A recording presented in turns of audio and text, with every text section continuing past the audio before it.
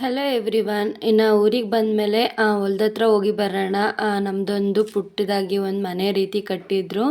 ಹಾಗೆ ಅಲ್ಲೇ ಪಕ್ಕದಲ್ಲೇ ಹೊಗೆ ಸೊಪ್ಪನ್ನ ಬೇಯಿಸೋದಕ್ಕೆ ಅಂದ್ಬಿಟ್ಟು ಒಂದು ಮನೆ ಕೂಡ ಮಾಡಿದ್ದಾರೆ.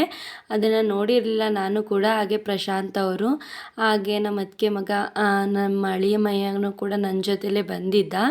3 ಜನನೂ ಹೋಗಿದ್ವಿ. ಹಾಗೆ ನಮ್ಮ ಅಪ್ಪ ಅವ್ರನ್ನೂ ಮಾತಾಡಿಸ್ಕೊಂಡು ಹೊಲ್ದ ಹತ್ರ ಎಲ್ಲ ನಾನು ಹೋಗಿ ತುಂಬ ದಿನ ಆಗಿತ್ತು, ನೋಡೇ ಇರಲಿಲ್ಲ. ಹಾಗೆ ಈ ಟೈಮಲ್ಲಿ ನಮ್ಮ ಹಳ್ಳಿ ಕಡೆ ಹೊಗೆ ಸೊಪ್ಪನ್ನ ಬೆಳೀತಾರೆ. ಕೆಲವೊಬ್ಬರಿಗೆ ಗೊತ್ತಿರುತ್ತೆ, ಇದು ನೋಡಿರ್ತಾರೆ. ಹಳ್ಳಿಲಿರೋರೆಲ್ಲ ಇದನ್ನು ನೋಡಿರ್ತಾರೆ.